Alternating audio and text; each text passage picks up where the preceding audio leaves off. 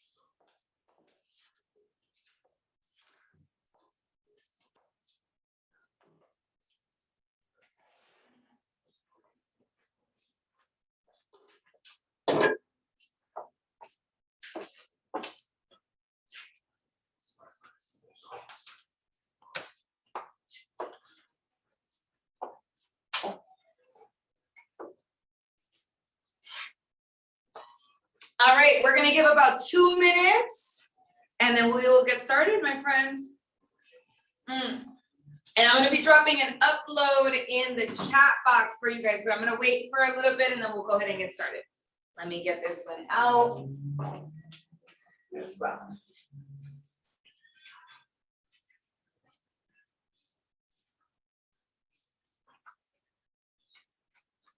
This is for you, my friend. These up, there we go.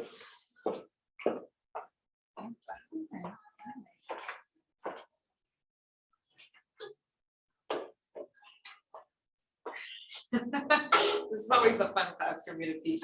I'm gonna tell you guys, like, I'm gonna give you guys a little bit of my philosophy when it comes to open houses in general.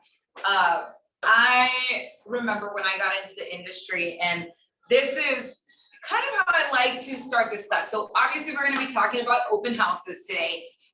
One of the things that I'm a big believer in when I teach this class on Fridays, my goal is that this is not, we're going to go over some scripts, but this is not scripts class, right? We're going to go over some elements of technology, but this is also not a technology class.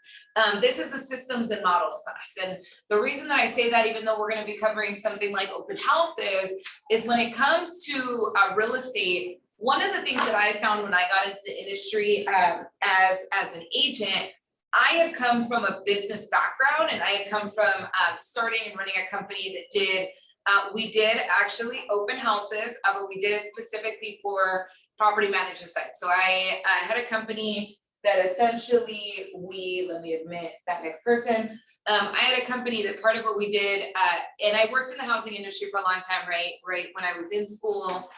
And then after, I ended up founding a company with a couple of partners.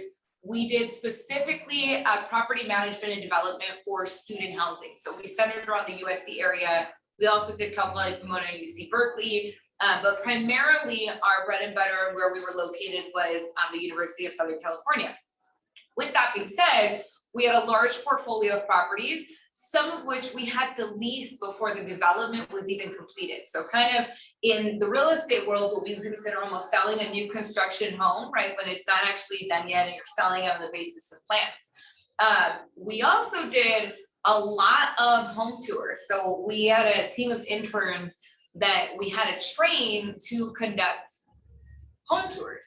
And what I found in kind of being in that environment, so part of my responsibility was training up all of those different associates so that they could do what we had done, right? Is my goal was to duplicate myself. Instead of me actually going out and doing the leasing myself, I became a leasing manager and director and built out a team of interns that would go out and do that themselves. And because of that, I realized that, the way that I had been trained, even in that industry, was to shadow somebody and go out and just kind of do some marketing around it and go out and show a property.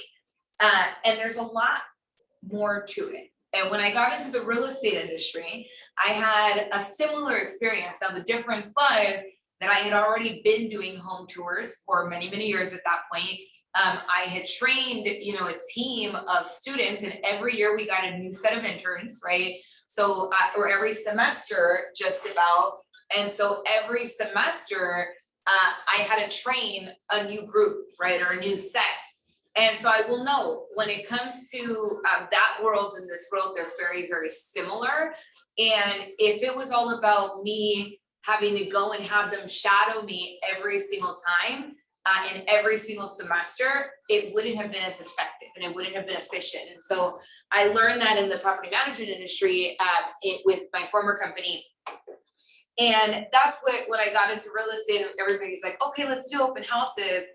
What I found is a lot of people were like, oh, let me just go to an open house, put up some signs and follow what everybody does without necessarily having a system that is going to allow us to have specific and measurable results, right? That's going to be important. We know that we want to, if we're going to use open houses as a strategy, we want to get very specific measurable results from that. The second part of it was there wasn't very many people that were teaching how do we really look at open houses as a very efficient strategy, as something that I know, okay, this is what my expectation is walking into or walking out of an open house. We also don't get a lot that says, hey, this is how we set up an open house. The other thing, and I will note, I did leasing for many, many years with my former, the company that I had developed. When you do something for a really long time, there's some people that are made for that type of environment, open houses and all of that. I'm not that person. I actually was an agent that didn't really enjoy open houses that much. So if I was going to do one, I wanted it to be high efficiency, high effectiveness. I wanted to get amazing results from it. And I wanted to also make sure that I had the potential to not just generate buyers, but I had the potential to generate sellers.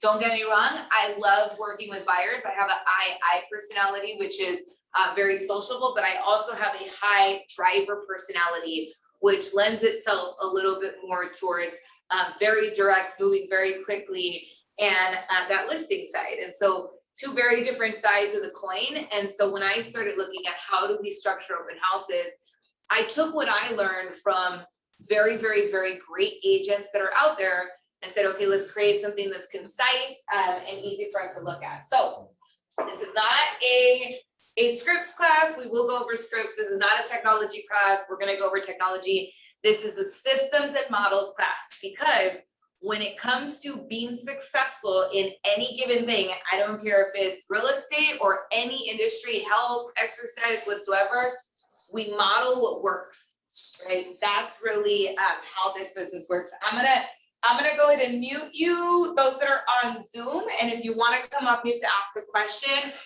we will definitely open it up for that. With that being said, I am dropping in the chat box for those of you that are at home. I'm going to be uploading a file for you, which is the file that we are looking at on the screen today. So let me go ahead and pop that in. It's going to be in the chat box. If you are watching this from, let's see, where's it at? Give me 1 second. Let me go ahead and, oh, there it is now. Great. Okay, so you're going to have something that just dropped in the box called the KW Seller Open House Playbook PDF. When we look at an open house lead generation strategy, so I am actually going to start from the very end of this document. I want to go over what some anticipated or potential results could be if we run this sort of model correctly. So on the very end, I'm going to go all the way down, right? At the very end, we're going to talk about the open house conversion model. This comes from one of our top expansion networks. They have done open houses as a lead generation lever for their business very, very frequently. With that being said, if we are anticipating that the average number of people going through an open house are between 25 to 30 individuals, right? We're going to assume 25 to 30 individuals. Now, some of you may be saying, I've sat in an open house and I didn't have 25 people. We're going to talk about that, right? That may be a lack of efficient and effective marketing of the open house, because when we secure and get an open house, the goal is not just to sit there and hope that people walk in and pray in the corner, right? We want to actually be proactive about making sure that we can generate between 25 to 30 attendees at our open house. With that, if we've got about 25 to 30 attendees at an open house, we should anticipate that of those 25 to 30, 4 to 6 would be the average number of potential leads. A lead is going to be somebody that has some type of interest in making some type of real estate move, whether that's buying or selling, over the course of the next year.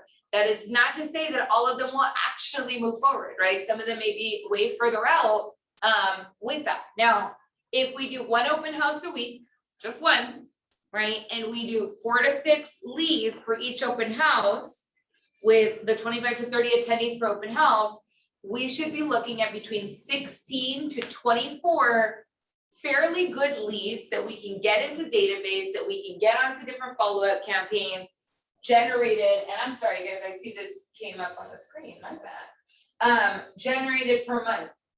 With that being said, if I have a 16 to 24 leads that I can set an appointment with, right? 16 to 24 appointments. When we really start, now there's more conversion ratios to this, right? But I can anticipate that on average, sorry guys, let me not kill myself over here. On average, I'd be looking at a potential generated from that 16 to 24 of converting 2 to 4, okay? So 16 to 24 leads, converting 2 to 4.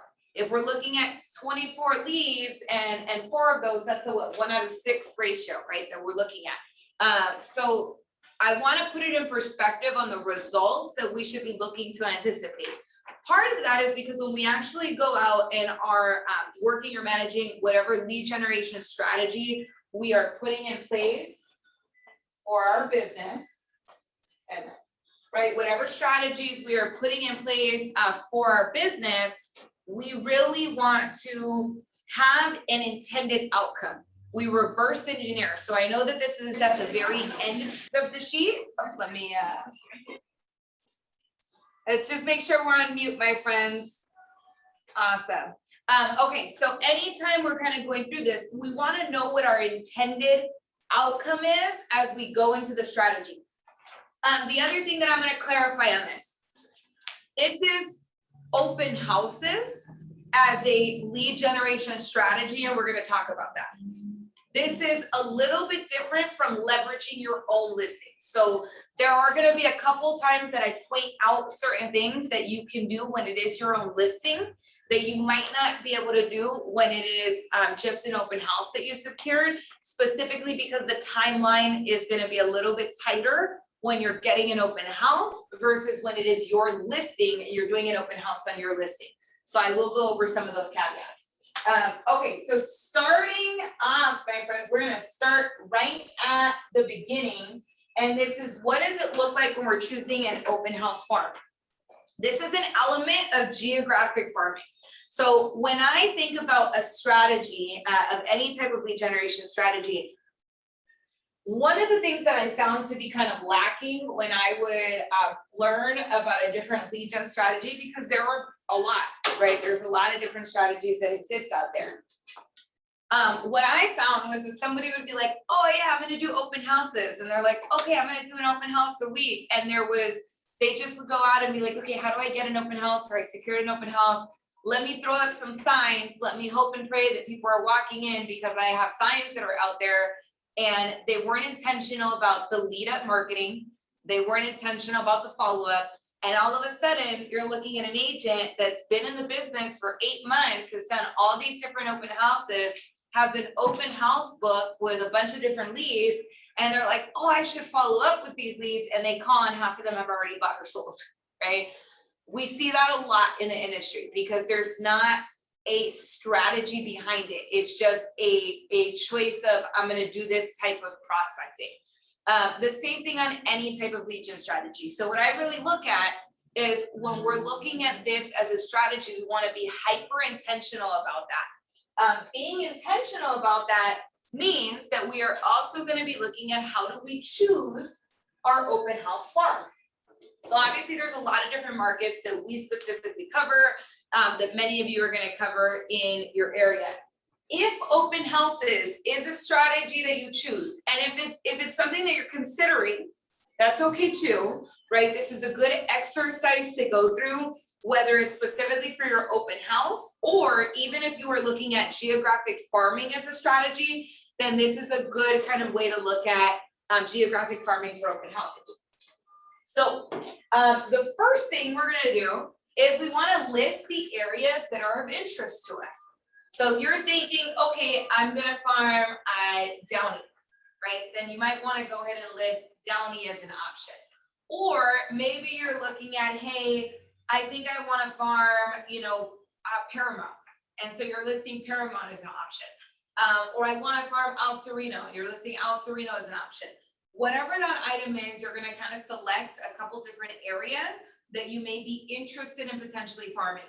If you have something that's already in mind and you're like, this is the area that's my geo farm, great, go with that. And if you're not sure yet, then select a couple options so that you can narrow it down a little bit as well, right? With that, you're gonna do research about those areas. This is important. We wanna be the local expert or the local economist of choice, right? Sorry guys, I need my coffee. When we're being a local expert or a local economist of choice, we want to ensure that when it comes to somebody coming into our open house, that we are solidified as different from the other agents that are out there. This is a highly competitive industry. There's a lot of agents that are in the industry. Now, here's the thing. Not everybody is doing the same things, or we don't want to be doing exactly the same things as everybody else. Being able to have expertise about the area that you're in, because you're not necessarily area hopping all the time, right, gives you a competitive advantage because you really understand what's in that area. And that's why we do research on that particular area. So understanding how many homes are in a neighborhood, right? Understanding how many homes are in a neighborhood. What is the average price point for that area? What is the average days on market for that area? So you guys notice these are some of the things that I talk about in the weekly market update, but I do it at the county level, right? So I'm doing it at the county level because we're covering a lot. This is, if you pick a particular city, you really want to have an understanding of this at the citywide level. What percentage of homes sell each year, right? It's you divide the number of homes by the total number of homes in the neighborhood. What percentage of homes go for over list price and by how much on average? So is it, properties in the area are going at about 103% of list price. What does that look like? How many homes are currently on the market? How many homes is this open house competing with? Or are the homes in that area competing with? For the last 3 years, how many homes are on the market during each quarter? What are the school ratings for the school in the neighborhood? Research the correct pronunciation of the school, right? That's really basic, guys, but if you're gonna be a local expert and somebody comes in and they happen to be a neighbor and it's, I don't know, what's a city there, like Warren High School, you're like calling it something completely different, right? Now all of a sudden, they know you're not an expert in that particular area. So you wanna make sure that even pronouncing the city the right way is gonna be important, right? Or the neighborhoods that are in the area. What are 5 restaurants in the vicinity and a menu item you'd like to try? What's the Yelp rating? That has nothing to do with real estate, right? And yet, what happens? We're building rapport with somebody and we're like, hey, yeah, actually, there's a phenomenal spot in the area. So I'll give you guys an example, right? I love the restaurants that are out in this area. In fact, I don't know if you've ever been down to Gloria's, but they do this amazing tacos hecho de mano with queso de panela and nopales and salsa de molcajete on it. And I just highly recommend it. There's also just a lot of restaurants right here up on Downey. So you get a lot of venues that do, like, for example, Bastards does live music on Thursdays. So if that's kind of the nightlife in the area is important to you, then, I think you should definitely check out some of the areas around here. You might want to come by at night and you can see if this would be someplace that you envision yourself living. Has nothing to do with the house itself. It's about painting the picture for the client. I know about what's in this area because I live in this area. But if you're picking an area that is not somewhere that you necessarily live, that you don't necessarily have that expertise in, because you're choosing a particular farm area that you really just want to be the market expert at. Being a market expert goes beyond just the economics of a particular area. It also goes on knowing what is it that somebody might ask about, what are the things that are going to be important for them, what are the schools in the area, are there babysitters in the area that they might need, preschools if they have kids, what does that look like, what do the parks look like? I want you to go beyond just, we want to talk about the numbers and that's important, right? But one of the things that I always say is logic makes you think, emotion makes somebody act, right? So when it comes to somebody making a decision to move forward, while the logic of you understanding the market and what's going on in a particular area is going to be really important on their logical brain side, it's the emotion of knowing that you get it and you understand, like if they're selling, right, you understand and can sell their neighborhood, the place that they've invested their time and energy in, that's going to give you a different level. And if you're representing on the buyer side and you're working with buyers, being able to paint a picture that's going to appeal to them emotionally is going to be what helps you kind of move forward with that. So 5 activities in a 10-minute radius of the neighborhood. How many minutes would it take you to get downtown on average and during traffic? Are there community amenities? What are they? Print a map of the neighborhood, highlight major roads and highways. What are the restriction on signage in those roads and in that area? List the restriction for signs. Okay, there's 2 elements of this particular piece on here. And let me actually go, I'm sorry, I'm way over here, guys, on this, and I didn't scroll down. When we look at printing a map of the neighborhood, I want you guys to understand 2 parts of this. It is important to understand that we are between, like, so for example, here in Downey, right, we're between a lot of major freeways. That's great if somebody is a commuter and they need to travel to a particular area, then they can utilize any of the freeways that are out here. We're by the 710, we're by the 605, right? We're by the 5 in this direction, the 105 is over here. Everything is fairly close in this particular area if somebody needs to travel or commute. That's important to know. The secondary part of this is going to be really important. When you are doing open houses, different cities have different restrictions when it comes to open house signage. I learned this the hard way as an agent. I had 2 listings that were in the city of Chino.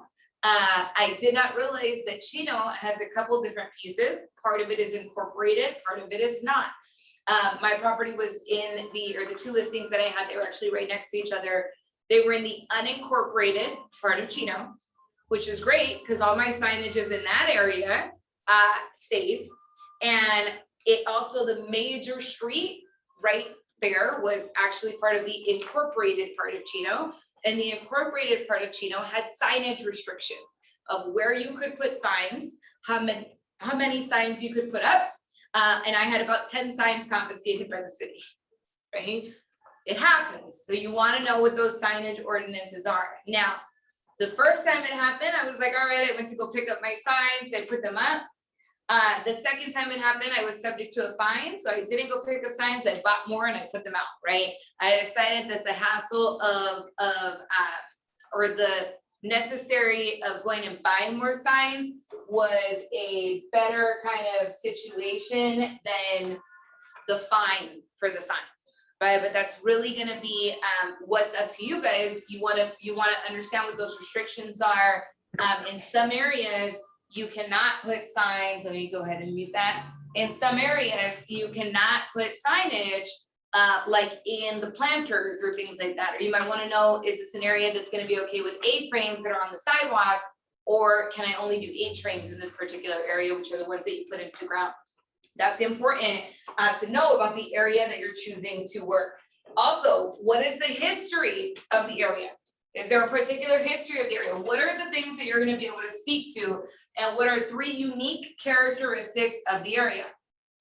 Then go preview some homes, right? In this note, we do 8 homes that are currently active and kind of figure out a trait from each one that you would write down. This is because practice makes perfect. Right, this is practice makes perfect.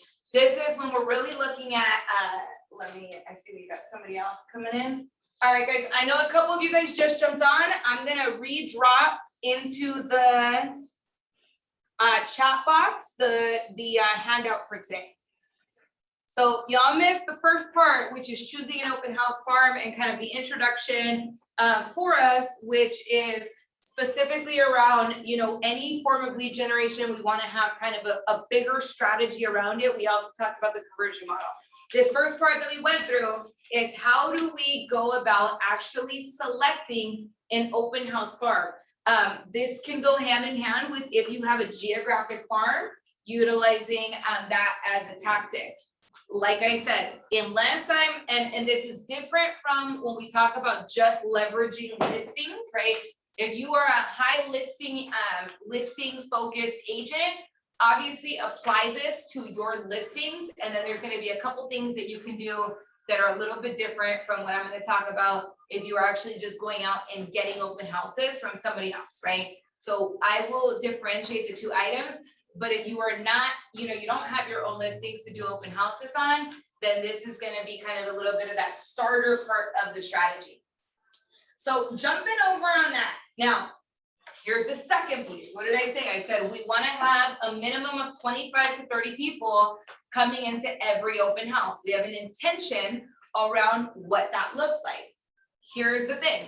When it comes to our business, you cannot just put signs on the road and pray and hope that you pack your open house. There are strategies around actually going and bringing more individuals in to your open house on being proactive about making sure that you have plenty of people within the open house.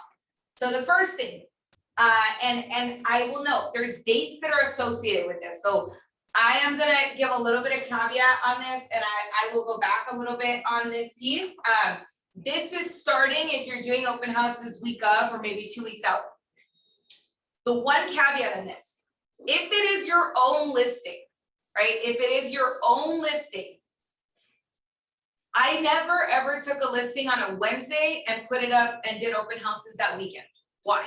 Because don't get me wrong, I love that the listing is hot and on the market, and I want the right prep time. I want to make sure that I have time to make it a massively successful open house. I want to make sure that I have the prep time to cultivate the most demand possible. So if it is your own listing, I generally am going 2 weeks out at a minimum, right? Why? 2 weeks out is going to give me time for a couple things. It's going to give me time to take photos, right? To write a phenomenal description, to get things ready for the MLS. It gives me time to craft and order flyers. It gives me time to send an actual physical postcard to all of the neighbors in that area that the property is coming soon or is just listed. It gives me time to promote the open house to the neighbors way in advance. So mailers are going to be really important if it is your listing. If it is not your listing, the time frame is a little bit shorter, and you may not have permission to actually send a physical mailer out about the property, and you may not have the time to do it. So that is the one element that's not necessarily going to be there. Why is that important? It's because some of the things we're going to talk about is not just selecting the right open house, but actually calling and lead generating around that particular open house. When it's your listing, you really want to leverage that to generate more potential seller leads. And so the more, you know, hands-on marketing that they can see, the more they have this, right? Logic makes people think, emotion makes people act. The more they're logically seeing that you are doing more to get more traffic at your open house than maybe somebody down the street. We actually just had an agent. She listed a condo in LA. There was 3 condos in that building that previously were listed and they sat on the market for a long time. In this particular event, I worked with her to, you know, kind of went through this strategy, but we also did a little bit of the leveraging the listing strategy. She sent a mailer to every single homeowner in the condo, including the absentee owners, right? Through Command, we did this through the Command direct campaigns. We'll talk a little bit about that towards the end.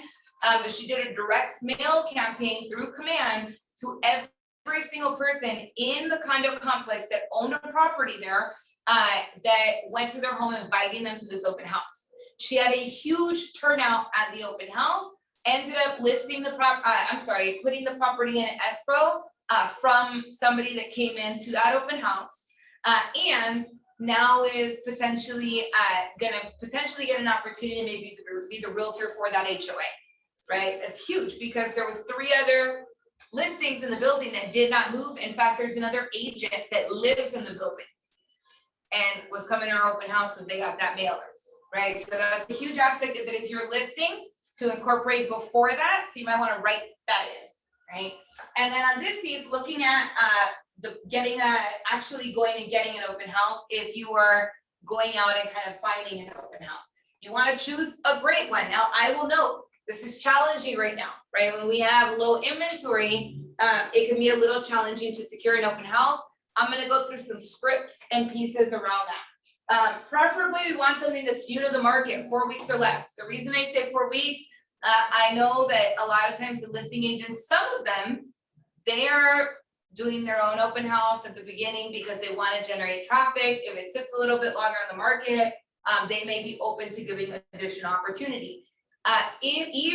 Especially if the property is vacant, let's say they are doing an open house on Saturday or Sunday, offer to do an open house during the week, right? Is it going to be the same level of traffic as you might get on a Saturday or Sunday? It might not be, but if they're doing it on the Saturday and Sunday, this might be an additional opportunity for you, and it showcases to their seller that they're going above and beyond, right? I would prefer, generally, you want the house to be in good condition or shows well. One caveat to that, don't get me wrong, investment properties that are in disrepair, those can actually be very, very, very great opportunities. And with those, you want to make sure that you are kind of targeting your messaging to the right people. So if it's a potential fixer that's being sold as is, I had one that I did that way. It was a property in LA. The property was in absolute disarray, completely, hoarder type environment. I did a very small window open house there. I told them offers were due the next day, and so to bring in an inspector with them if they could. A lot of those guys are general contractors, or they're going to do their own flips. I had maybe, I don't know, I think like 12 different investors that showed up in a 1 hour window, and they were all there measuring and writing and things. We got on that property, this is back in 2018, and I think we went 65 over asking, right? When we were not in the market that we're in right now. So there's a lot of opportunity there, but you want to make sure you position it well if it's not in good condition and shows well. We prefer to have one that doesn't have an open house already scheduled. Now, in this market, it may, and that's where I'm saying you might want to go for a weekday open house if you're not able to secure a weekend. We also, if you're being a little more selective on it, we love those that are close to major roads, right? The ones that are a little bit more hidden are going to get less traffic on average. If you don't have a choice, right? If you don't have a choice, go with what is available if this is going to be the strategy. And if there are options and you're kind of going in and able to kind of secure an option, then something that's a little bit closer to major roads in an area that has lower days on market and an area with good turnovers. You're going to call the listing agents until you find one to hold open. I will note, I am not opposed to, yes, of course, call the KW agents, call outside agents, right? And as for open houses, I used to give my open houses to whoever called me first got the open house, right? And not just that, I'm going to put a caveat to that. Those that called me and came across in a very professional manner are the ones that I gave my open houses to. And so we're going to talk about what that looks like, right? When you call, I want to call about your listing. Would it be possible for me to hold it open? Get direct and to the point. And then if they seem to pause, this is important. In a market like this, it is highly likely that there may also be other people that are calling for open houses. What is it that you do to go above and beyond somebody else when it comes to an open house? Are you putting up a heck of a lot more signs? Are you running Facebook ads? And we'll talk about that, right? Are you going to give them the results of what that looks like? That was something that I did when I first started looking for open houses. Is I said, just so you know, I typically put up 20 to 25 signs, and I will provide you with same day feedback to give your client. An example of this is we had 30 people come into the open house, 4 that seemed kind of serious, and 1 that let us know they may be submitting an offer this afternoon. We also went ahead and ran a Facebook ad about the property. We had about 50 people that engaged with the advertisement. There's one that's interested. We're trying to see if they're going to be willing to, they weren't able to make it to the open house, but they might be putting in an offer sight and seeing if that's something that's open to you. If not, I can show them the property tomorrow, right? Why is that important to give them feedback? Because as a seller and a listing agent, the listing agent can now go and impress their seller and say, oh, well, we had an open house this weekend. We had 25 to 25 people come through. We had 4 to 6 that seem like they might have some interest. One that's going to be submitting an offer from what we're hearing later today. We also have somebody else that came in from a Facebook lead, exactly what I just said, right? But they're able to now take the credit for that with their seller. So it's about also when we think about we're asking for a favor. What's in it for the person giving us the favor? What's in it for the listing agent? In this particular time, it's a listing agent that now they know you're highly professional. You go above and beyond in comparison to the 10 other people that are blowing up their phone asking for an open house opportunity, right? And you give them same day feedback that is going to make them look good in the eyes of their seller. There? All right. That's how we want to make the listing job easier. If they say no, be cool about it. Okay, thank you so much. Have a great day. I'm sure you're really busy, blah, blah, blah. If you get an answering machine, okay, this is important too. It's a really simple script. Hi, this is so-and-so calling about your listing. Could you please call me back at your earliest convenience? We're not asking for the open house in the voicemail. We are talking about the listing. Now, don't get me wrong. It is highly likely that they may send a text, like, please text me. It is likely that they might not call you back. We're getting our phones blown up. Listing agents are very, very busy, especially in this market, and they're getting a ton of offers on a property. They might not have time to take your call. Do not take it personally, right? But if you do leave the voicemail, hey, I'm calling about whatever property, without telling them exactly where you're calling, is gonna probably gear up for a better follow-up rate with that. Also ensure, and one other piece on this. If they don't answer your phone call, if they don't answer your text message, they don't answer your voicemail, I actually used to send an email. I wish I still had a copy, I don't, right? And what it would say was something like this. Hi, this is so-and-so, from Keller Williams. I wanted to congratulate you on your great listing over at 123 Main Street. I gave you a call, left you, a message, I sent you a text message. I would love the opportunity to earn the right to host an open house on your listing. I want you to hear the language that I'm using, right? I would love to earn the right to host an open house on your listing.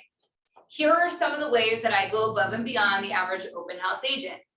I put up 20 to 35 signs. I run a Facebook advertisement on the property in which I will give you the number of views, the number of clicks, the number of potential leads on the property so that you can report that back to your seller. I give you same day feedback on the open house. I door knock 200 doors before the open house. I call 200 homes in the area before the open house so that we have phenomenal open house traffic at the open house, right? And I will give you all of the information right after the open house. I understand I usually will bullet point, right, the things that I was gonna do. And then I'd say something along the lines of, I can completely understand that you're probably very busy and maybe this open house, there's no opportunity. And if there's open houses in the future, I would love to be considered. We go above and beyond, right? If you're really needing an open house, there are ways to differentiate yourself in the eyes of the agent. May you get that open house opportunity, maybe not. Maybe it's not available, right? But I guarantee you're starting to solidify yourself in the mind of the agent. That's gonna be a huge part of it, right? It's gonna be solidifying ourselves in terms of the mind of the associate and what that looks like so that we can earn those additional opportunities in the future is gonna be a really big part of that, okay? Also, we wanna ensure the open house is actually showing in the multiple listing service, right? You wanna make sure that it's promoted on there because that is what is gonna get it syndicated out to the different syndication sites. That's how it shows up on Trulia. That's how it shows up on Realtor. That's how it shows up in our app and other people's, syndication sites on their website. That's going to give you additional traffic for those that are finding traffic online, right? Be safe. Safety is important, right? We want to make sure we're safe for the open houses. Maybe asking somebody to accompany you to the open house, whether that's, a lender or partner, letting somebody know where you're going to be, or having elements around you just to be safe about your environment in the open house. Ordering print materials. So a couple different pieces here. Open house flyers. I included an email here for part of our marketing team if you want to have them create some flyers. Or go talk to the lenders as well, and I'm sure they'd be happy to co-brand and print some flyers out for you on the open house. You can also print directly off the MLS. This kind of gives you a way to do that. You want to make sure you're using the customer version without the listing agent's information if it is not your open house. You want to make sure you have at least one agent version of the flyer. Why? That has all the details on it, right? Direct printout from the MLS that has things like square footage. It has things like bedroom count. It has things like, what's the meter situation look like? What's the school district? What's the zoning on the property? All of those things which are going to be important. You want to make sure you have that information at your fingertips. I also liked having an active map of properties within that subdivision and within neighboring subdivisions. I would make a note here, a good way to go above and beyond on this particular piece of it, versus it just being a map of active properties. I would identify all of the properties that are available for showing with Supra, vacant and available for showing with Supra. When we get to setting appointments during the open house, I will go a little bit deeper into that. But I would also identify the properties that are available via Supra. Said that a couple times because it's important. Ordering your processing material. So we're still on that Monday to Wednesday. Getting a CSV file and walking farm between 100 to 200 homes in the area for circle prospecting and for door knocking. And then doing a Facebook ad through KW Command Lead Accelerator. I will go through what that looks like as we get a little bit more towards the end. Thursday to Friday, right? Or whichever days we want to do. We want to make sure we are researching the neighborhood, doing 2 to 3 active listings in the area that are comparable. Preview the house that you're going to hold open, right? You want to make sure you've seen it, you understand it, know the schools, shopping structures, major infrastructure in the area, entertainment. Learn about the house. If the seller disclosures are uploaded or other available docs are uploaded, you want to go through those items. So the age of the roof. A lot of people don't realize that these are the kind of questions that come up is, oh, how old's the roof, right? Is there an HVAC on the property? Where's the water heater at? How's it, is it strapped in? What's the number of beds, the number of baths, square footage? Are there any important facts, upgrades or defects? Make sure you put an open house sign and writer in the yard with the day and time it will be held open. You put this before the actual open house on Saturday, 10 to 2, right? Open house on Sunday, whatever. You want to make sure that the house itself is generating that traffic. And then you want to advertise the open house. This is prospecting. You want to door knock 100 to 200 doors minimum, right? Around the open house. We'll go over the scripts in a little bit. You want to circle prospects, so that's calling the houses in the area. You want to email your own database. I know your database may not be in that particular area. I don't care. This is an opportunity for you to have proof of production and advertise to your database what's happening so that they see that you're an active real estate agent, right? When I talk about in database class, we know that the goal is that we are trusted, credible, and easy to reach, right? And that they trust us with the biggest transaction of their life, not just with regular, just who they are, if they're family or friends, and they might trust us with their life, but we need them to trust us with real estate. And so you want to make sure that you're promoting the different real estate activity that you do to your database as well. And then there is an advanced tip of creating an open house landing page in Command. This is optional. I did include some information about it as we get towards the end, but it's not necessary, right? It's not absolutely necessary. And then Saturday and Sunday, I will note, if your open house is not on Saturday or Sunday, just edit the dates on this, but this is going to be the days up. Place 20 to 25 signs at least 2 hours before the open house begins. I know that's early, right? Print your materials, active, pending, sold homes in the area, neighborhood stats, open house buyers, the IABS, free laptop, hotspot, chargers, a drink, pen, notepad. Kind of have a little open house kit for yourself. Make sure to arrive at the house early, unlock the doors, turn on the lights, open drapes and blinds, review an exit strategy. We're about safety, right? We want to make sure everybody's safe.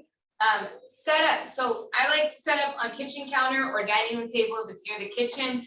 Kitchen tends to be a good just setup spot overall for the house. It's very central as well. You're going to want to place the maps of active properties on display in front of you. Set your device facing the flyers. Put your business card somewhere accessible yet out of sight. I say that again. I don't want people just taking my business card. I want to engage with them. I want to interact with them. I want to give their contact information. You could always go, there's other ways to go above and beyond on this. There were times I toyed with this. It depends on the neighborhood sometimes, or, what kind of area it is. But I know, if the area is like, I know, so there's areas that are a little bit more modern, kind of areas that we see where there's a lot of like technology, venues like cafes that are all about getting the Wi-Fi in the area and people are real techie, or areas that are very green, like they focus on not how to put it, like a lot of, recycling, and that's something that's important in that community. If that's something that's important, I've done digital flyers, which is a great way for me to get phone numbers. Oh, let me go ahead and text you the flyer, right? Let me go ahead and text you the information. That's other ways that you can utilize that. Of course, I always make sure my business cards are there, but they're not out right away. At the open house, set appointments. It's in bold, right? It's in bold for a reason, you guys. We want to set appointments. When you do an open house, we set an intention. How many people do I want to have show up in my open house? Between 20 to 35. And I want 4 to 6 leads, right? Minimum. Like true leads that are potentially looking at doing something in the next year. I really want to engage with those, get their contact information, get them going. I want to set appointments. If you remember, one of the things that I said was I would have a list of the properties in the area that are available by Supra. I am the first one to confess that I was not an open house fan as an agent, and yet I did them, right? And I followed this process. And one of the things that I did is view what houses were available by Supra that afternoon, right, or that evening, so that I could say this to a potential buyer in the area. I could say something like, what did you think about this property? And they're like, oh, I liked it, but it doesn't quite have the yard that we're looking for. Great, I actually have 3 properties that are in the area that actually have a little bit larger yards. Would you be interested in seeing them? They're like, oh yeah, absolutely. Why don't we loop up right after my open house? You can meet me here at the property, and that way I can go ahead and, let's exchange information right now. Why don't we schedule an appointment for this afternoon at 3, as soon as I clear up the open house? And I have 3 properties that are right in this area that I would absolutely love to show you, that I think might be right up your alley. I want to set appointments. I might set another one up for 6, right? I don't care, as long as I know, if I know that these properties are available by Supra, I want to set the appointment. I want to deepen that relationship. I want to move the ball forward with that potential client. So it's going to be important. After the open house, close up shop, lock all the doors, turn off lights, just to make sure downstairs windows are locked, pick up open house signs, send feedback immediately following the open house. Number of groups through, positive, negative feedback, anything else that might be helpful. Thank them for the opportunity. You want to do this immediately after. Don't wait, right? Don't wait. Here's why. One of the things that I used to get irritated about when I would give people open house opportunities, they said they were going to do the open house from 3 to 4. It's 5 o'clock. Haven't heard from them. So no, if they shut up the open house. My sellers are like, hey, thought you were having an open house. Is it still going on? What's going on? What happened? How was it? Because the sellers get antsy, right? You want to make sure that you are setting this entire thing up in such a way that you earn yourself future opportunities, that agent would want to work with you again, right? Especially if you're using other people's open houses. And you should get into this habit because if it was your listing, you want to send feedback to the client right away too. Hey, we just wrapped up the open house. We got some great feedback on the property. We are anticipating, potentially an offer coming in this afternoon. I will keep you posted if it comes through. Right now, we're giving that feedback as well. Same day and Monday. The fortune is in the follow-up. The fortune is in the follow-up. The fortune is in the follow-up. Things that I repeat are very, very important, you guys. We want to make sure either immediately following or immediately after the open house, we want to send an email to the prospect, right? Great to meet you. Include the name, blah, blah, blah. Include any information of value that you promised to send them. If an appointment was set, what's the date and time and what they can expect? What if an appointment was not set, you want to try to set an appointment, right? You want to add the context to command and set up on an open house smart plan. You want to prep for your scheduled appointments. You want to send thank you emails and notes, right? You want to follow it. If it was a seller, if it's a neighbor, you want that to be seller focused. I go into this a little bit more in the scripts, but we met earlier, discussed the increase in property values in your area over the last year. Knowing that you're considering selling your home, I'd be happy to provide you with an up-to-date home valuation report and market update, right? Buyer focus, we met earlier. Knowing you're considering, I did a little digging and I found several properties that match your criteria. I'm probably not going to include the address, but I might say, there's a great little 3-bedroom, 2-bathroom up near a little bit closer to downtown Downey. I know that was one of the areas that you were really interested in. It was just listed in the market. Would you like to see it, right? You're going to dangle the carrot, but you're not going to give them all the information because they need to engage, right? I never, ever, ever, unless I know that client is mine and I'm working with them, I'm not sending them addresses. I'm dangling the carrot so that I can get them to engage with me, so that then I can have that fiduciary relationship with them and move them forward. Okay, so we always want to look at what's the carrot. Please call me or email me at your convenience. It would be my pleasure to help you with your real estate need. You guys see right here, set the appointment, make it an intention. Set the appointment is on there again. It's in bold a lot on here because I really want you to get in the habit of an open house. It's not necessarily just about how many people you have walking in the door, right? It's about what you do with the time that you have them in front of you. That's going to be super important. Too often we have people that walk in, we have them sign in our sign-in sheet, and we don't deepen that level of engagement or move the ball forward with that particular client. They walk into 5 other open houses that day and there was nothing that differentiated you. That's unfortunately the way most people conduct open houses. Fortunately, that's the way we're not going to conduct open houses. This is how we move the ball forward with our clients, set ourselves up apart by making sure that we have additional value adds and value propositions to give to that client. Right, it's not, we don't want to just get information, just have a good conversation, and we definitely don't just want to give people our business card. Giving people our business cards is like throwing our information out there and hoping people will call us. I don't know about you guys, I don't run business on hope. Right, we want to run business on intentions, metrics, goals, proven systems, and getting results. We always want to come from value. Never pressure, offer them resources, contacts, your time, opening doors, whatever. Get as much contact information from them as possible. Phone, email, home address, full name, personal details, and my personal favorite, it's on here somewhere, I know it's not on here right here. Do they have a home to sell? So write it in, because I apparently didn't write it on here. Do they have a home to sell? And we want to find that information out as well. Okay. That's kind of the system. Now I do have scripts for you guys as well that we're going to go through. I am going to review a couple of these. I'm not going to go in deep into them, but obviously I said, we want to call to invite the neighbors. It's not just inviting the neighbors. One of the things that's really important here, something that I say on our call every Monday, right, is I talk about how much home values have gone up in each particular county. I always spend a little bit of extra time on this. Right, you guys hear me, I stop, I do the little script, write the little spiel, That's a part of this. So hi, this is Monica from Keller Williams. I'm calling because Ben and Jill have asked me to invite you to the open house on their home at 163 Main Street. It's gonna be this Saturday from 12 to 2. And they're like, oh, okay, cool, thank you. I actually also wanted to share the home values in your area. I don't know if you know this, but they've actually gone up by 16.4% in the last year. Just out of curiosity, do you know the value of your home? Just out of curiosity specifically is a neurolinguistic programming technique that helps to lower somebody's defenses. There's a reason that's in there, right?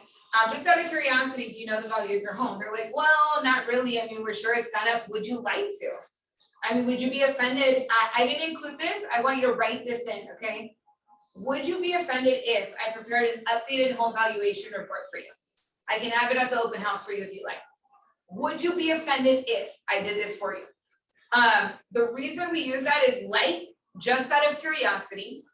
Would you be offended if is also a neurolinguistic programming technique that helps people lower their defenses. When you're trying to get a positive result from somebody on that, you use that as a script technique that lowers their guard, because they're like, oh my God, no, you're offering me value and you're asking if I'm going to be offended. Naturally, our natural predisposition is to be like, oh, no, of course, that would be awesome, right? That's our predisposition, that's human behavior. So we use human behavior to stack the deck in our favor. Just out of curiosity, do you know the value of your home, right? Just out of curiosity, do you know the value of your home? Would you like to? I mean, would you be offended if I prepared a home value for you, just kind of updated, right? And all of a sudden you're like, oh no, that'd be great, thank you so much. It lowers people's guard. So I said those a couple times, those are really important. And then you can go into the regular stuff we usually say, great, well, feel free to drop by. And if you know anyone from work or a friend that would like to come with you, please feel free to bring them. This is something called, when we say something like, and if you know anybody from work or a friend, this activates something in our brain called the reticular activating system. So I'm explaining these parts of the script because I think it's important. A lot of times we get a script, we look at it and we're like, oh, okay, cool. There are parts of this that are important and I want to dissect that for you guys to understand a little bit of it. When we just say something like, oh, and if you want to bring anybody, that's great. Oh, they're like, oh, okay, thanks. And they don't bring anybody, right? But if you say, you know, if you know anybody from work or maybe a friend that might be interested in coming with you, what happens is their brain starts filtering out and they're like, oh, is there anybody from work? This is why in some of the scripts where we ask for referrals in bold, which is one of the KW courses, what they say is, oh, if you know anybody from work or from church or work or from school or work or from whatever, right? They say that because now it gives your brain, the reticular activating system is like a filtration system in your brain. It gives them something to latch onto.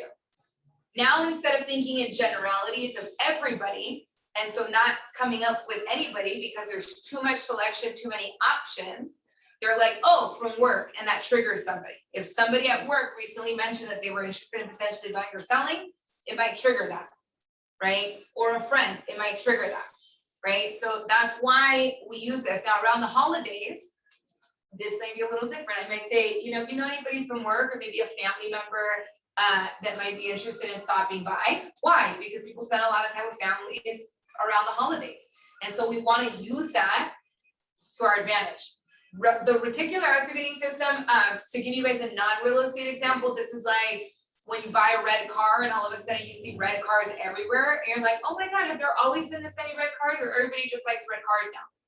It has nothing to do with that. It has to do with the fact that your brain is like red car. And so now your brain is pulling out all the red cars, right? This is why real estate agents, we also see real estate stuff everywhere all the time, is because we notice it. We notice things that other people would not notice because our RAS has a real estate filter, right? So we want to take that into consideration as well. And then, by the way, when I find a buyer, assuming that we're finding a buyer, I'd love to be able to share with them what people like about the neighborhood. May I ask what it is that you like about the neighborhood? This does two things. We're building rapport, right? We're building rapport. We're deepening the relationship with the neighbors. And we're also like, when I find a buyer, because if they are interested, they're like, oh yeah, I should go look, right, at this property. And if you were to move, where would you go to next, and when would that be? I'm gonna tell you guys, I always wanna find out as much as I can. If somebody shuts down the conversation before this, fine. But if I can get to this point in the conversation, then I'm also trying to identify who my sellers are. I've already offered them a home value, and now I'm getting a little bit deeper into the motivation. There are of course follow-up questions to this that we learn in like the buyer sessions that you'll learn in Ignite. I obviously didn't list the entire script here. That's what Ignite is for, right? This is the base of it, right? If you were to move, where would you go next and why, right? And they're like, well, you know, we're not thinking about moving, but if we did, I think we'd move to Arizona. Really, when would that be? Or what about Arizona is something that interests you? And now I'm getting more information because guess what? I am absolutely marking that person down as a potential future seller. Okay, so this is where we get that information. Also, the door knocking script is gonna be almost the exact same thing. We do both. I don't care if you talk to them on the phone. I don't care if you door knock them. You're gonna do both. You're gonna be able to deepen the relationship here. If you talk to somebody on the phone and then you go door knock them, they're like, oh my God, yeah, I talked to you on the phone. Now you can just continue to deepen the conversation. Oh, I know, I remember you wanted me to get a home valuation in your home. Is there anything I should know about upgrades that were in this area? Right? If not, we know sometimes we're gonna reach people on the phone that we don't reach door knocking or vice versa. This is why we do both. And then during the open house, there's some great scripts here. So I'm gonna note, I am really big on what we focus on expands. I want sellers, right? I think we all do. We all want sellers. Don't get me wrong. I love my buyers, I do. And I know that if I have enough sellers, they will generate buyers for me. I also know that I can complete and work with more sellers in the same time it'll take me to work with a buyer. I also know that buyers, especially if you're just getting started in the business, or if you're a younger agent, you might have a demographic in your group, just age-wise, that is more geared towards buying. So we want to make sure that instead of always just focusing how we do an open house around cultivating more buyers, we want to build relationships with potential sellers, which means we need to be asking the right questions. I have joked around and asked you multiple times, and I'm like, what's the most important question that you can ask at an open house? And I would say 8 out of 10 times the agent tells me, are you working with an agent? I never ever ask that, right? And if I do ask that, my follow-up question, if they say yes, is great, what's their name? Because just the way we walk into a store and we're like, somebody comes up and is like, oh, can I help you? We're like, no, I'm just looking. That is the exact same thing that buyers do when they walk into an open house and you say, are you working with an agent? They say, oh yeah, we're working with somebody. Because they want to have the freedom to go out and look at the property themselves, whether or not that's true, whether or not they have a signed representation agreement, whether or not they're actually working with somebody, whether or not the first open house they ever walked into or the 10th, right? If they're not walking in with an agent, I don't know that they're working with an agent. And I also never ever sent one of my buyers to an open house by themselves, especially if I didn't have a buyer representation agreement. I'm just going to note that as a side part there. If you are working with buyers, do not send them to open houses by themselves. With that being said, thank you so much for coming to my open house today. I found that people come to open houses for 2 reasons. They are thinking about buying, or they are curious about what their home is worth. Which are you?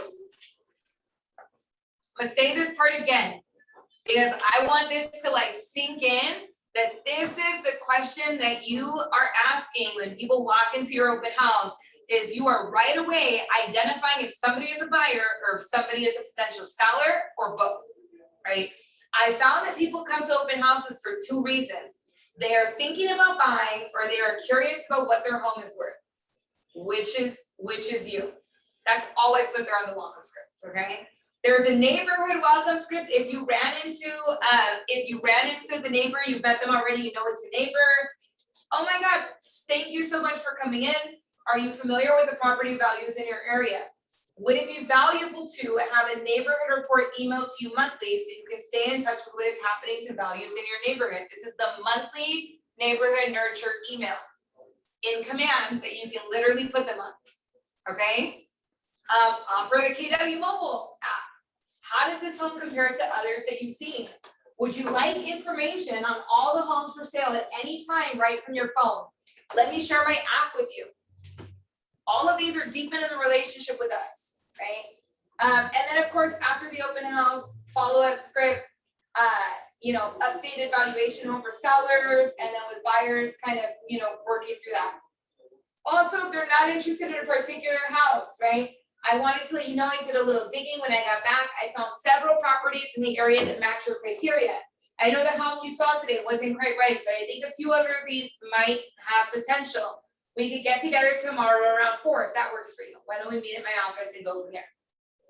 All of these are geared towards a couple things. If they're a buyer, I want to get them working with me. That's it. I want to start showing them property. I want to set the appointment. I want to deepen that relationship, and I want to get them into my ecosystem. If they're a seller, I want to identify that and get them into my ecosystem so that I can get them moving forward, so I can get the listing appointment. If they are a neighbor and they're not interested in selling or buying right now, I still want them in my database. I want them on a monthly neighborhood nurture. I want to deepen that relationship and get them into my ecosystem. Because what I know to be true is that in any given geographic farm, on average, 1 out of every 50 people in that particular area will potentially sell in the next year. What I also know to be true is we're not going to capture all of them, but our goal is to capture part of it, right? It takes a lot more effort to get that 1 out of 50 than it does in the people that are living in my database. What I also know is that in my database, if I truly have somebody in a 36 touch campaign, and I'm keeping in touch with them regularly, and I'm building that relationship, and I'm talking to them every quarter, and they're getting a monthly neighborhood nurturing email from me, and they're getting a monthly follow-up for something else, and they have my app, and they have all of these things, I know that in that group, 1 out of 12 can give me a referral in the next 12 months. I don't know if you guys know much about math. That's a way higher conversion rate. I like that number. So my goal is to build that number up. I want more people in the 1 out of 12 group than I do in this group. Every other form of lead generation is to feed the database, because the database gives me results at a higher ROI. And I don't know about you guys, I like working with people that I know, like, and trust myself, right? I want to work with people that I enjoy being around. So I want to build a database of people that I like, of people that I have a great relationship with, of people that I met and something clicked. If you have people walking into your open house and they're super mean and you don't like them and you don't ever want to work with them, don't add them to your database. You don't have to follow up with everybody, right? You don't have, you want to make sure. Now I will know, I'm gonna be really, I want to be very clear on that. Everybody must receive the same level of treatment, and you have to give everybody the opportunity, right? I want to be very clear. We are clear on fair housing laws and anti-discrimination. So you're not going to not work with somebody because of, anything that is covered under fair housing or fair housing laws, right? And if you have, like, when we're cold calling and stuff, you got a seller that's yelling at you or a homeowner that's yelling at you on the phone and they're treating you in a negative way and it's disrespectful, you can choose not to keep that person in your database. Right, that's where I want to make the clear point on that as well. Okay, there's some additional scripts that are available in here. These are going to be more so scripts to kind of, okay, these are scripts to build rapport, actually things you should be talking about in the open house. The reason the welcome script is separate is because what we focus on expands, and I really want you guys to remember that question. Of what I found is that most people coming into an open house are coming in for 1 of 2 reasons. Either they're interested in buying or they want to know what their home is worth. Which are you, right? That is separated out because that is the most important piece. And these are additional scripts to help you build rapport. Not going to walk through all of these, but it does have commenting on something you have in common, talk to them about the house, repeating back, ask about their needs, right? Scripts to set the appointment are going to be available down here. I'd love to take a few hours, show you the different neighborhoods. Do you know what you can get for your open house? I'd love to take a look, give you an estimate, going through their timeline. All of those different elements are here. There's a lot in here for you guys to walk through. I want you to spend some time to do that.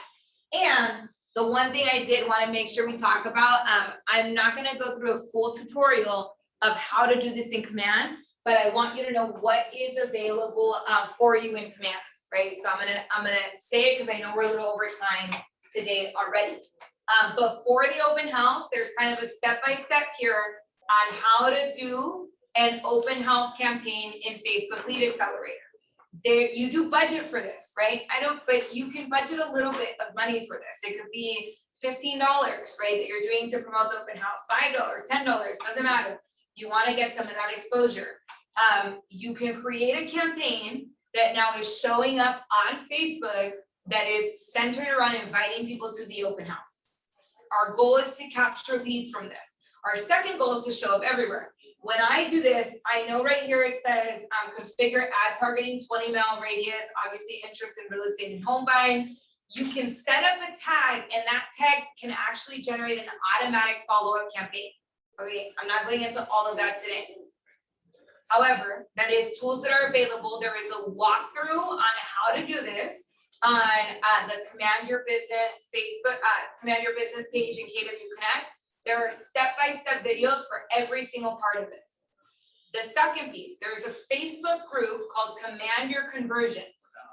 Command Your Conversion. It is run by the two gentlemen who run Lab Code Agents, which is the largest online community on Facebook for agents that are looking at doing online lead generation.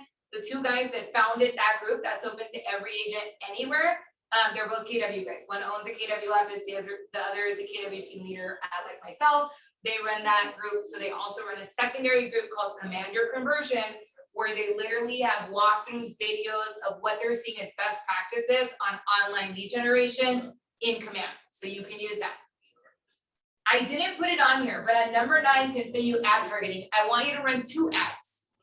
One to the radius, right? The people within a 20-mile radius of the open house, so that we can get neighbors, the people in the community who are potentially interested. We want them to come see it. The second to your database. If you've ever gone on Amazon and you looked at something, all of a sudden that thing is following you everywhere. It's in your email, right? It's showing up on Alexa suggestions. I know I get that happening. It shows up all over your Facebook and Facebook ads. I look at a pair of shoes, that pair of shoes follows me around on Facebook. You want to be that for everybody that you know, meaning that you put everybody in your database, you put their email into your database. This is what we talked about in database class, right? That you put them all in your database, and then everything that you do, anytime you send a mailer about a property you list it's anywhere else, you also send it to your database. When you send something out about an open house, you also send it to your database. When you send an email out, you send it to your database. When you do a Facebook ad, you're also doing it to your database. Why? They need to see you again and again and again. They need to associate you hand in hand with real estate. So we do everything so that they're seeing us again and again and again and again. We want to be like Amazon that touches you 1,000,000 times. You see the car driving by and it's Amazon Prime. You see the package and it's Amazon Prime. You get the ad, you get the text message, all of those pieces about Amazon. Amazon is the first place we think of for e-commerce. You need to be the first person they think of for real estate. So that is not an open house piece, but any type of lead generation that you do, you want to cultivate it with database too. This is just an example of how to do that with open houses. And then of course this goes through like the actual open house landing pages and stuff. After open house, so the one-time setup before, you do need to make sure you edit the smart plan, and then you're going to add everybody on the smart plan. This is going to walk you through how to do that. Okay, last but not least, come into this conversion model for open houses. If open houses is one arm of your lead generation strategy, one has to be database. I'm going to note that, right? And everybody has to have database on their plan. If open house is the next arm that you have on there, then what we're looking at is 25 to 30 people coming into an open house, 4 to 6 actual real leads per open house, 1 open house per week, which means 4 to 6 potential leads generated just from open house on a per week basis, which if we're doing that once a week, that's 16 to 24 leads per month generated. If we really go through and focus on converting those leads and focusing on the follow-up, because the fortune is in the follow-up, then once we're consistent with it and we get very good at that conversion strategy, from those, we should be closing between 2 to 4, right? 2 to 4. This has actually been studied and averaged out by some of our great expansion teams that are out there, including the expansion team that I got this from. Part of them, they are based also in California. So this is not like I'm giving you guys conversion rates that are crazy. This has been proven and studied over time, but it's time on task over time. Right? It's time on task over time. Okay. That was a lot. My voice is shot a little bit. Do I have any questions on anything that we went over? And I'm checking the chat as well because I see quite a few of you at home. Any questions, thoughts? No? I have a question. This is Jaime. I have a question. I might have missed this in the beginning, but do we only reach out to Keller Williams agents for open houses possibilities or just anybody? Nope, I used to reach out to anybody. In fact, in areas that I had listings in. So I've been with Keller Williams all my career. I've had agents that have done open houses for me from C21, Realty One Group, KW offices.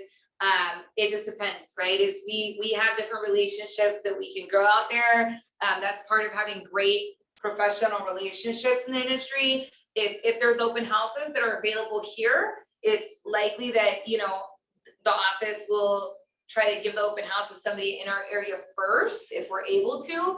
But if there's somebody that's looking at taking that open house or asking for the opportunity, I would absolutely go outside of just our area or just our agents. Okay, thank you. Yeah, absolutely. Other questions or thoughts or ahas?